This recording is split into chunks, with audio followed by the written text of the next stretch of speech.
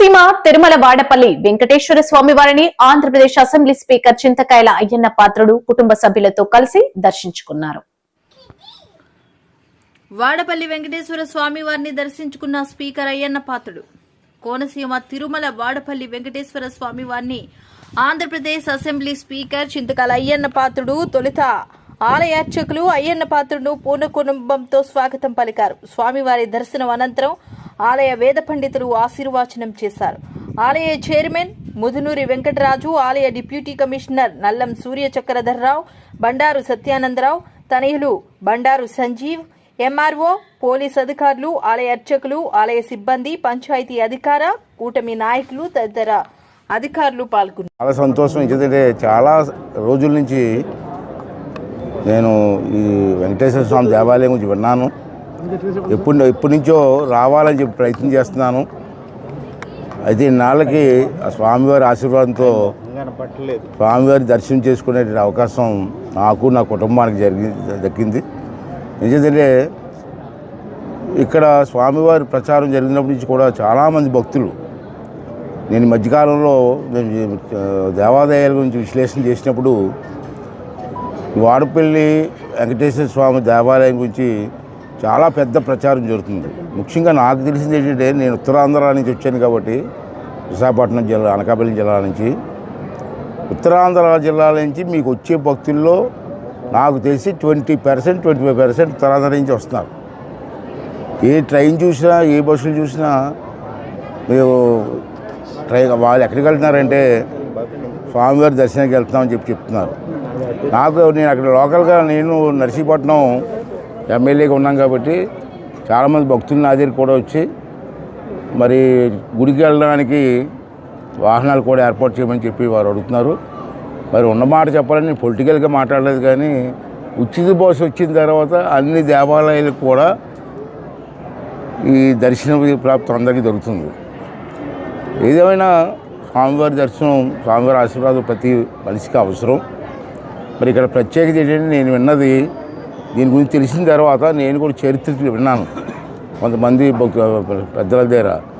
ఇక్కడ ఉన్న ప్రత్యేకత ఏంటంటే, మీ అందరికీ తెలిసిందే, నేను కొత్తగా కాదు, 7 శనివారాలు, ఒక శనివారం వచ్చి దర్శనం చేసుకుంటే 7 శనివారాలు వస్తే స్వామివారి ఆశీస్సుల కుటుంబానికి, భక్తులకి ఉంటుందన్నటువంటి ఒక నమ్మకం ప్రజలకు వచ్చింది. ఆ నమ్మకంతో ఈవేళ ఈ ప్రచారం విపరీతంగా వెళ్ళింది.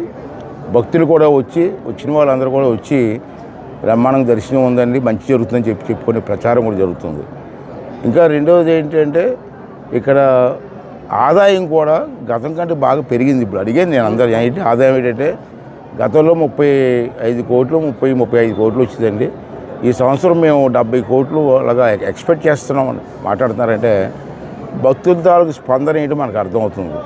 అది కాకుండా ఇప్పుడు అడిగాను, అన్ని దేవాలయాలు లాగా పెద్ద దేవాలయాలు అలాగా మీరు కూడా అన్నదానం చేస్తారంటే చేస్తున్నామని బ్రహ్మాండం చేస్తున్నాం అని వాళ్ళు చెప్తున్నారు. చాలా సంతోషం. దేవుని చూసి భక్తి పొందడం వేరు, అన్నదానం వేరు. స్వామివారి గుడిలో అన్నదానం చేస్తే ప్రసాదం తిని వెళ్తే భక్తులకు ఒక ఆనందం. అంచేత అక్కడ అన్నదానం కూడా ఇవాళ అన్ని రాష్ట్రంలో చాలా పెద్ద పెద్ద టెంపుల్, అన్ని టెంపుల్, తిరుపతి తర్వాత అన్ని టెంపుల్లో పెడుతున్నారు.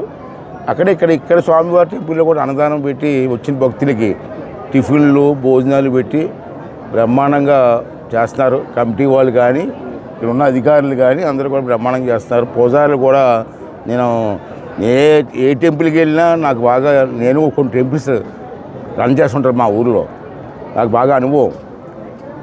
పూజారులు చెప్పే మంత్రాన్ని పెట్టి ఆ పూజారులు ఎలా చెప్పేస్తారు నేను. అంటే ఇవాళ వారు మంత్రోచ్చరణ చేస్తుంటే లోపల ఎంత ప్లెజెంట్గా ఉందంటే, ఆ దేవుడి మీద దృష్టి వెళ్ళింది. మంచి పూజారులు ఉన్నారు, మంచి కమిటీ ఉంది, మంచి అధికారులు ఉన్నారు, మంచి భక్తులు ఉన్నారు. ఈ దినదిన అభివృద్ధి చెందాలని మనస్ఫూర్తి కోరుకున్నాను. ఉదయం నేను ఎమ్మెల్యే గారితో ఉదయం వచ్చి నేను మాట్లాడాను, ఫోన్ చేసి నేను గుడికి వస్తానని చెప్తారని చెప్పారు.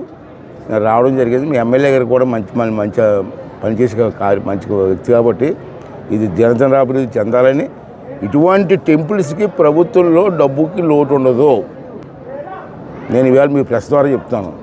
దీని అభివృద్ధి కోసం నేను ఒక భక్తుడిగా నా తాలూకు సహకారం ఎప్పుడూ ఉంటుంది మీకు అని చెప్పి మీ కమిటీ వాళ్ళకి మాటిస్తూ ఆ స్వామివారి ఆశీర్వాదం భక్తుల మీద కాదు రాష్ట్రం మీద, ఈ దేశం అభివృద్ధి చెందాలా, ఈ రాష్ట్రం అభివృద్ధి చెందాలా, మన ప్రాంతం అభివృద్ధి చెందాలా, ఆ స్వామివారి ఆశీర్వాదం మనందరికీ ఉండాలని చెప్పి మీ ద్వారా అందరిని కోరుకుంటున్నాను. Thank you thank you.